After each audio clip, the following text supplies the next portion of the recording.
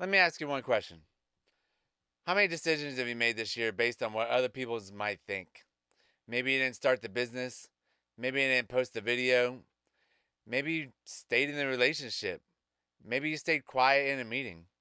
Maybe you kept living a life you didn't even enjoy. Not because it was what you wanted, but because you were worried about what someone else might say. Welcome back to the Marcus Allgood Show. Thanks for watching and listening. And if you get any value out of the show, please share it. What we're going to talk about today is why you care so much about what other people think. And I used to really, really care about what other people thought of me. And I still do a little bit because of the business that I have with the coffee shop.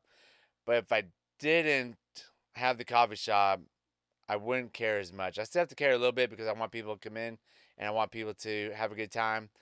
But for the most part, you really shouldn't care what other people think. You will find your tribe. And if you can't find your tribe, you just haven't found the right people to hang out with you. And if don't like you, those just aren't your people. And you don't have to have them. You don't have to have them in your life. You don't have to please 100% of the people that you meet. You're not always going to be friends with 100% of the people you meet. You'll find your tribe and you'll stick to that little group that you got. So some of the lies we tell ourselves is I don't care what people think.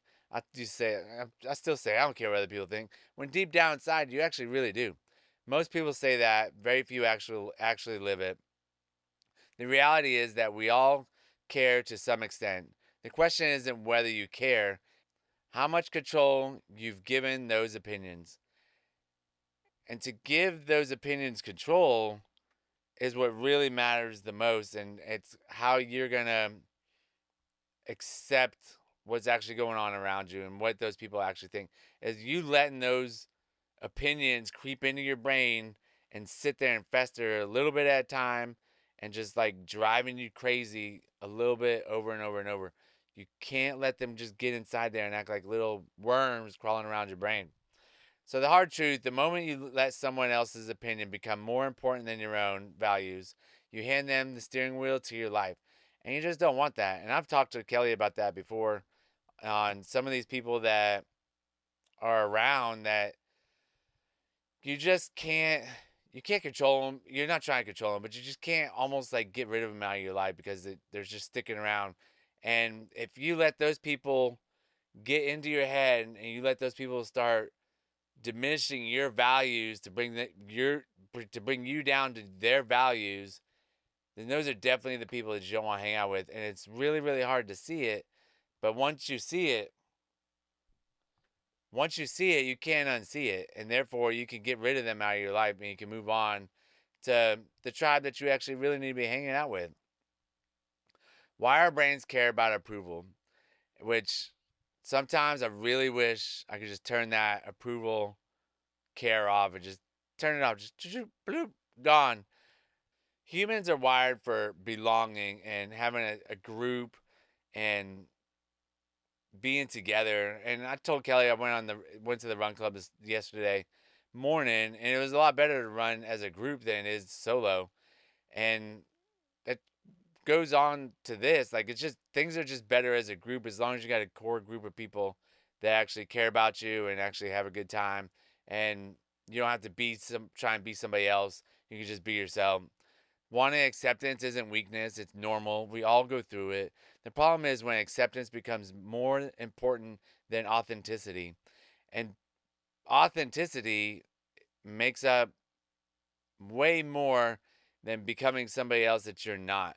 Like being authentic is one of the most main things that you have to do, especially in the world of Instagram, Facebook, TikTok, all of them. There's so many people living highlight reels on there when deep down inside they're hurting and just wish they had somebody to hang out with, somebody they could call, somebody they could text, and just have a conversation with and just sit down and hang out.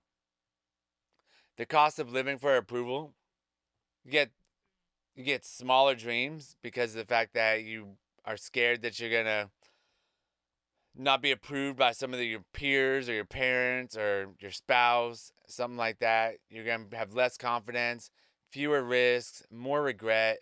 And the regret, you got two kinds of regret. Either, so let's say you get married, you regret it. You don't get married, you regret it. Either way, you're going to regret it. So therefore, you have to pick which regret you want to go with, whether it's going to be getting married or not getting married. But getting married comes with a whole lot of benefits also, but you might regret the fact that you don't get to go out at night anymore. You don't get to go party, you don't get to go do the different things. On the other side, you might regret that you didn't get married because of the fact that you're missing out on kids and a wife, steady relationship, the white picket fence. But on the other side, you're out partying and having a good time. So you got to pick which one you're trying to go with and just own it. It doesn't, you could call it, you don't have to call it regret later on, but you just got to own it. But it doesn't matter if the grass is always greener on the other side. So just pick which one you want to be on. The safest life often becomes the most regret filled life because you don't want to be sitting there on your deathbed saying, I wish I did this. I wish I did that. I regret not going to that camp. I regret not going into business for myself. I regret not giving it a try. The best thing is if you jump out there and give it your all, try and make something happen. Go out there, jump off the limb, do some crazy things. You're not going to have the regrets that I would say probably 90% of the people have because they want that safe life. They don't want to take the bet. They don't want to take the risk. They don't want to take the bet. And they definitely don't want to bet on themselves because that's a whole nother podcast that we could do later on.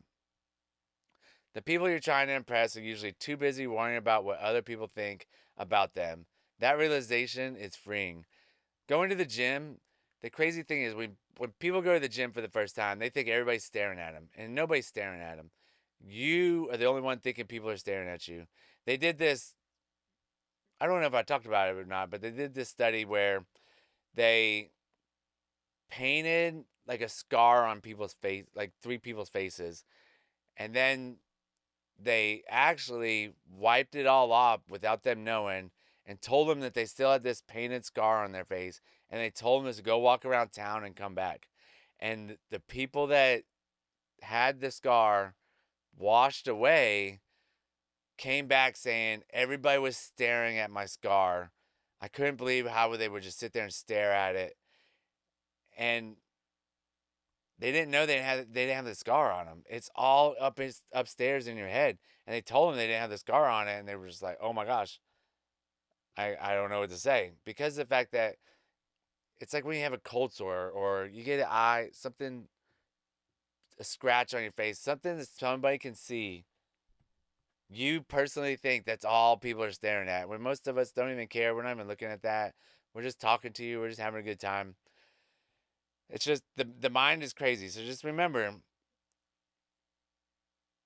you're not trying to impress anybody but yourself. If you're trying to impress you from a year ago or a month ago or 6 years ago, you're not trying to impress anybody else. Just make it happen for you.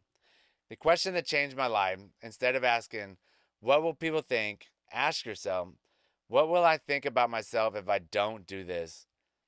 And that's a completely different conversation to have inside your brain and even with somebody else that you can really take trust in because of the fact that when I opened up the CrossFit gym, it taught me so much about life. And then listening to all the motivational speakers and things on the radio, on the YouTube, and you quit thinking about what people are going to think about you, and you think about what am I going to do? What am I going to think about myself if I don't do this CrossFit gym, or if I don't train these people, or if I don't open the coffee shop, or I don't become a realtor? What am I going to think about myself? Like, who cares what other people think? Think about what is going on in your brain and what you're going to think about yourself when you're trying to do something different, especially when none of your other friends are doing it. So how do we break free? You accept that criticism is part of growth. Let your values make decisions instead of your fears. Remember that people who matter may disagree with you and still love you. And it's okay. They're still going to love you, but they're going to disagree with you. Build a life that earns your own respect first. You have to be the boss of yourself, the CEO of yourself and your mind and your feelings. And you have to respect yourself if you're not going to respect other people. So in closing, at the end of your life, you won't have to answer someone else's opinions. You'll have to answer for your own choices. Don't spend your life trying to get applause from people who aren't living your life. It's your life. Get the applause from yourself. It is okay to be confident in yourself, respect yourself, and believe in yourself, and give yourself pats on the back, and get excited when you actually make little wins each day, each week, each month. That's the pod. I appreciate everybody listening. Have a great day.